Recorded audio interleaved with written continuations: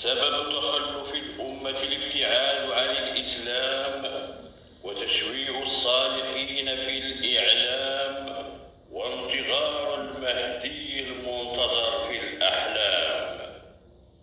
ومحاربة العلم واشتهاء الغلام ونشر الرذيلة بالأفلام وتشويه الشريعة بالأقلام وتشجيع قبيح الكلام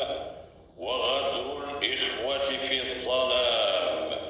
والتبعية والخضوع والاستسلام